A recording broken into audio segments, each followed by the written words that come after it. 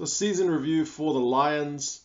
It's kind of becoming a theme, isn't it, for the Lions to finish runners-up. It's pretty painful 3 times in a row now. But it was a different year. New coach, Swiss de Bruin, took over from Ackerman. This year there was a bit of kind of, I guess, question marks on how he would go after, what was a very successful record under Ackerman. But I mean, 9 wins, 7 losses, finished second overall on the table, first in the South African Conference. Similar to the Waratahs, they would have been behind the Hurricanes and the Chiefs if not for the conference system. But I mean, just the way things are, finished second overall. Like I said, 9 wins, 7 losses. So perhaps not that all-dominating performance. We're kind of that level we're used to seeing from the Lions over the last few years. But I mean, you can't argue with second. A lot of good points for the Lions. Third overall average points. Points were never a problem. I mean, they were first equal with average tries. That's with the Crusaders. First in tackle busts. First for pick and drives. I mean, with some of those forwards, that kind of makes sense. Their line-out, first for average line-out win percentage, which was at 91, and then first also in the amount of line-outs they would actually get. So it's an area that they enjoyed going to, as partly because they kicked so few penalties, as they would always take the option to kick for touch and back their line-out. Their scrum was pretty magnificent, and so was their rolling maul. Was a big, big weapon for the Lions, perhaps more than any other team I can think of in Super Rugby this year. That part of their play was just a weapon to be feared, and they made very good use out of it. However, I should also say I missed one thing. They were the number 1 team in winning penalties and 14th in conceding penalties. So in contrast to the Waratahs I did the other day, these guys are right at the good ends for both of these measures. Their ruck and maul work, their scrum work is often winning them penalties. They're able to kick the ball out, able to go for line out, able to get that rolling maul going, and not conceding that many penalties. So that's an excellent set of numbers, and that just gives them a platform to work from. But there are some bad, and I mean the first one is not necessarily bad, but it's an interesting tactical choice, is that they are 15th for offloads. The last team, they offloaded fewer times than on average, any other team in Super Rugby, which is surprising because we know the Lions is kind of an attacking, enterprising team, but I mean they obviously played it safe when it came to a lot of those opportunities. They would take the contact or kick for touch, go for the rolling maul, that kind of thing. And interestingly, they were 15th for line-out steals. A team which is that good. They're the number 1 line-out team on their own ball, but they're the last team on the opposition's ball, that's kind of baffling. You would kind of natural assumption that if you're good at one, you're good at the other, but perhaps that's just not the case. Maybe they didn't compete as much. They're more likely to set. But 15th overall. 5th overall for run meters conceded. So they are conceding a lot of run meters. Their tackle stats were actually not too bad. A few players kind of guilty of missing too many tackles or ineffective tackles. Kind of looking at Alton Yankees and Andreas Kutsia. A few other guys. Mahuza wasn't that great. But overall as a team, 5th for run meters conceded. Now for a team that finished 2nd overall, that's not very good. 3rd for conceding the advantage line. So they're conceding meters and they're letting the opposition kind of get forward every time they're in a tackle, which, I mean, those two go hand in hand. And they were the 3rd overall team for errors. So, yeah, their defense just was not rock solid at any point really during the season. Guilty of conceding points and just letting other teams get on the front foot against them. They weren't, I mean, when they had the ball, fine. Set piece, fine. But when the opposition had the ball, there were definitely issues here for the Lions. In terms of players, you got Franco Mostert, number 1 line-out man in Super Rugby this year in terms of line-out takes.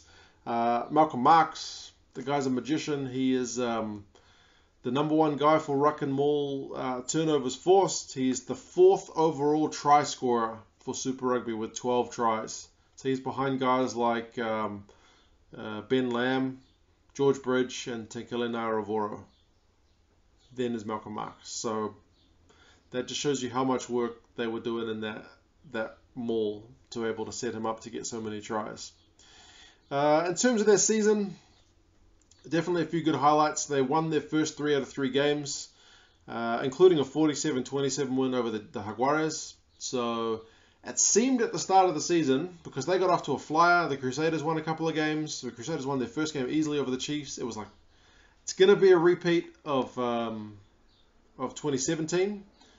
But then both teams kind of had a few losses, so it was kind of up in the air for a while. Obviously, it ended up being another Crusaders-Lions final, but yeah, it was kind of not always a sure thing. Obviously, they had a 29-0 win over the Waratahs in Sydney, which is a magnificent effort. They just got off the plane. They travelled late to Sydney, and the Waratahs, at home, mixed record, but still one of the top teams in the comp. Held them scoreless and scored 29 points. Very comfortable win. And then quarterfinal 40-23 over the Jaguares, again comfortable, and semi-final 44-26 again over the Tars. So able to kind of get dominance over those two teams. Although, in saying that, there are some lowlights, and playing in Argentina continues to be one of the issues for the Lions. I don't think they've ever won there. Every time they've gone to Argentina, they've been beaten. Under Ackerman, they were sometimes a bit prone to sending a less than full strength team. They sent a pretty strong team this year and still lost to the Jaguares. Big low light was their loss to the Blues, 38-35 at home. I mean, I don't think the Blues had won a game at that point, and I think that may have been the Lions' first loss. It was a game the Lions really should have won, and it's one of those ones where their defense let them down and let them concede too many points. It was 49-35 when they were over in Argentina to the Jaguares, so definitely not ideal. Obviously, the final, they lost 37-18 in Christchurch to the Crusaders.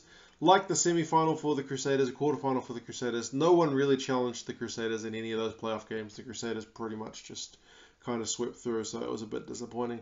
And in saying that, despite their highlight win over the Waratahs at the first game of their tour, the rest of their tour was pretty bad. They lost to the Reds, which was the worst of the results. They lost to the Hurricanes and the Highlanders, so their tour of Australia and New Zealand did not go well. That's why there are only 2 games kind of in the black in terms of 9 wins, 7 losses. So yeah, there were definitely issues with the Lions season, even if it was overall a pretty successful one.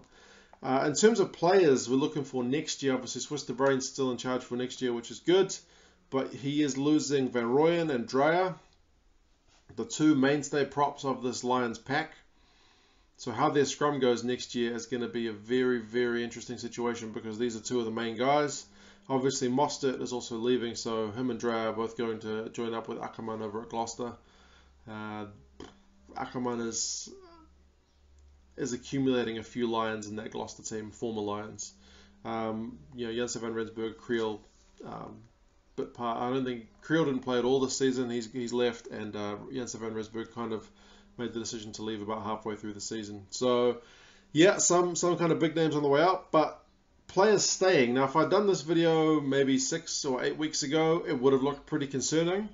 But in recent times, the Lions have signed up a whole bunch of talent for next year. That includes Malcolm Marx. He's the main guy to get signed. I mean, he's the world's best hooker, and he's signed, so that's good. Marvin Ori, Brink, Taimani, Schoeman, and Quokka Smith, plus Warren Whiteley. So you've got a whole lot of loose forwards.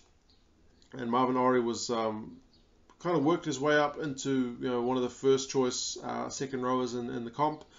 In terms of backs, you got Groom and Cronier, the halfback, so that's good. Yankees is still going to be back, so he always performs well at Super Rugby level as far as I'm concerned, so I think that's still a good signing. Mapo and Forster, plus Combrink, Dianti, Skorsan, Mahuza, Andres Kutsia, Tambwe, so a whole bunch of outside backs and midfielders, plus props, Dylan Smith, Yonka and Adrianza are all on for next year as well, so despite Van Rooyen and Dreyer leaving, you still got some big names, at least, familiar names there. The kind of second choice guys will have to step up for next year. So there's still a pretty good, list of players there for next year. I don't believe they've signed anyone. No guys kind of externally coming in to the Lions camp, not that I could see. But I suppose it's always possible that some guys come through the ranks that are perhaps playing Curry Cup right now, but we will see. Overall, third final in a row to be losing is pretty heartbreaking. Last year was probably a better chance than this year because Christchurch was always going to be tough. You look at this and say they're losing some pretty big players in terms of Mostert with their line-out and their two main props for their scrum. So whether they maintain this form for next year is in question, I would say. But if they can shore up that defence, I believe that will make up for the loss that they have at set piece. Obviously, set piece still needs to be good, and it's not terrible without these guys. There's still enough talent to keep that competitive, but it may not be quite as dominant. But still, get the defence sorted, and the Lions will still be well on their way to another successful season next year. You guys let me know what you thought of the Lions season, who you're looking forward to seeing playing next year, and one more to go. Crusaders will be the last season review for the year, and then we'll have to wait till 2019 for more Super Rugby. But you guys let me know your thoughts, and I'll talk to you again soon. See you later.